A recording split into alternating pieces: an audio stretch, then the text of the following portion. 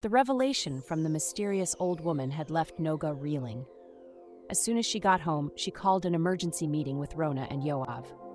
The three friends gathered in Noga's room, their faces etched with worry as she recounted her near miss at the crossroads and the cryptic warning from the elderly stranger. "This is getting way too dangerous," Rona said, her voice trembling. "We need to find a way to end this, and fast." Yoav nodded in agreement. "But how? We don't even know where the diary came from or how it works." Noga took a deep breath, steeling herself. "I think it's time we do some real investigating. The diary must have a history, a origin. If we can trace it back, maybe we can find a way to break its power." The trio spent the next few days poring over local history books, scouring the internet for any mention of similar occurrences, and discreetly asking older town residents about any legends or myths surrounding their area. Their breakthrough came unexpectedly. While helping her parents clean out the attic, Rona stumbled upon an old town chronicle. Tucked within its pages was a faded photograph of a woman standing in front of an old cottage. The caption read, "Ruth Blackwood, 1724, the Witch of Willow Creek." Rona's eyes widened as she noticed something in the woman's hands, a familiar leather-bound book. Excited by their first real lead, the friends dug deeper. They discovered that Ruth Blackwood had been a reclusive woman rumored to have otherworldly powers. She lived on the outskirts of town until her mysterious disappearance in 1724. "Look at this," Yoav said, pointing to a passage in an old newspaper clipping. It says that before she vanished, Ruth prophesied that her spirit would remain bound to her most prized possession, watching over the town for centuries to come. Noga felt a chill run down her spine. Her most prized possession, it must be the diary. As they continued their research, a plan began to form. If Ruth's spirit was bound to the diary, perhaps returning it to her final resting place could break the curse. But finding Ruth's grave proved to be a challenge. The old cemetery records were incomplete, and the location of her cottage had long since been lost to time. As the friends pored over old maps and land records, strange occurrences began to escalate around them. Objects would move on their own, shadows seemed to follow them, and eerie whispers echoed in empty rooms. It was as if the diary knew what they were trying to do and was fighting back. One night, as Noga was about to give up hope, she had a vivid dream. In it, the old woman from the crossroads appeared, pointing to an ancient willow tree standing alone in a misty field.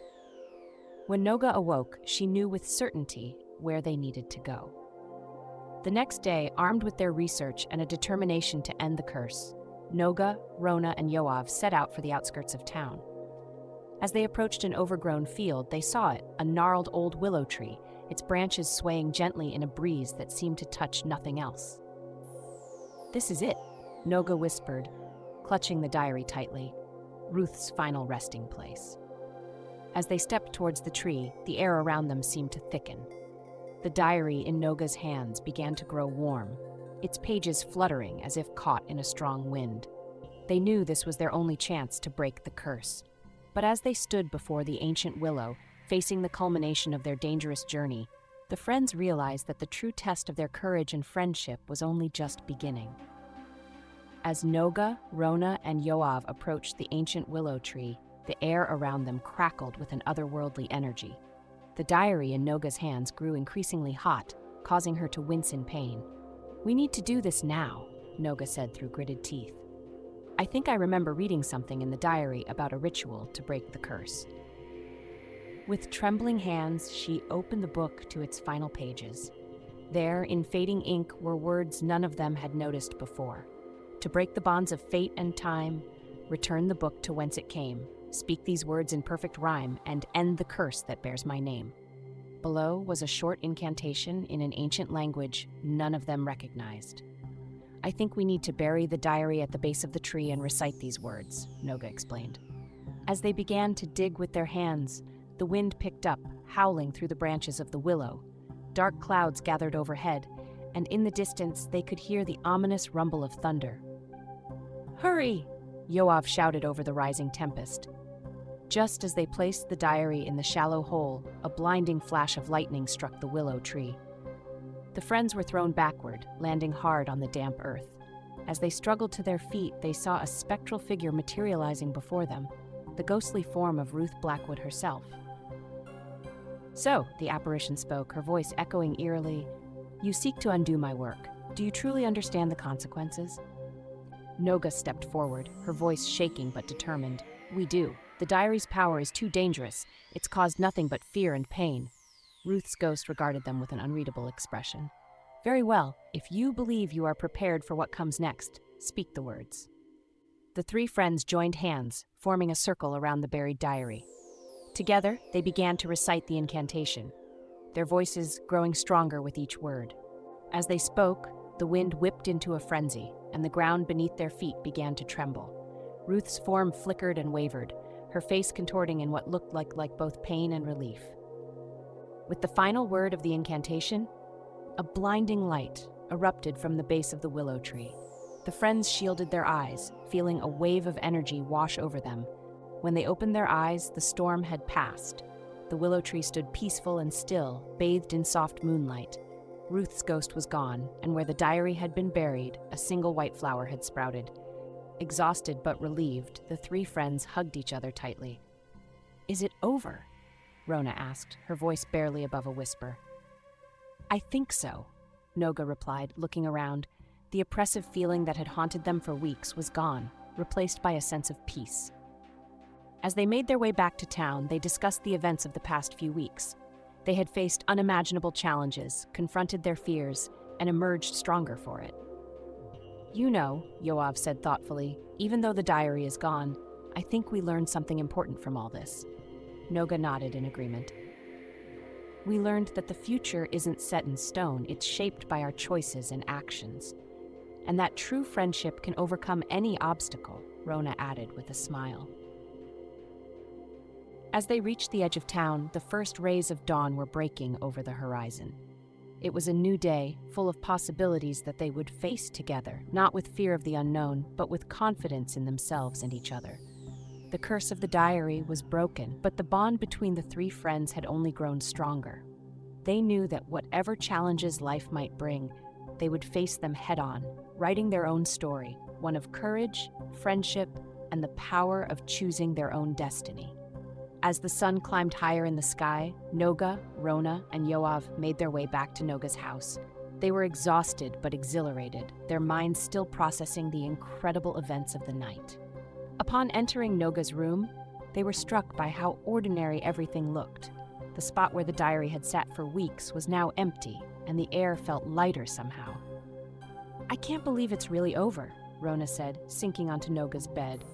Yoav nodded, running a hand through his disheveled hair. "It feels like a dream, doesn't it?"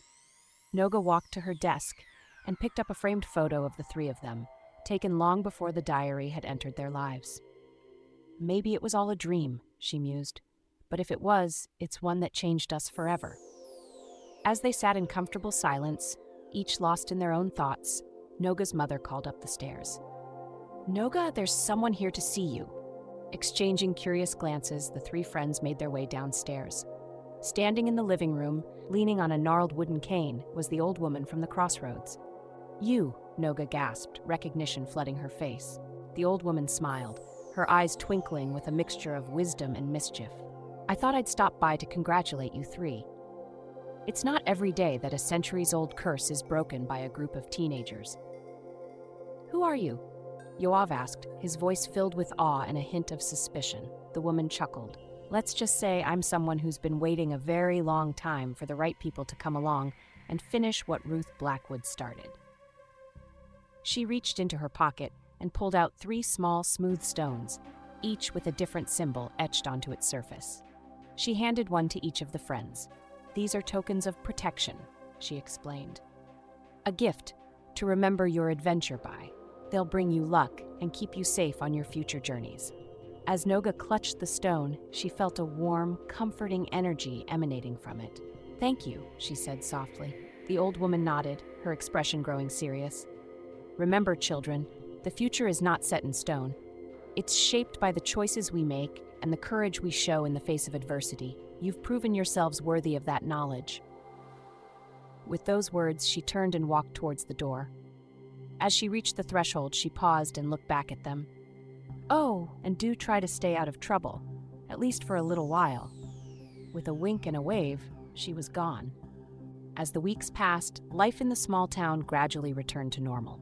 Noga, Rona, and Yoav settled back into their routines, but they were forever changed by their experience.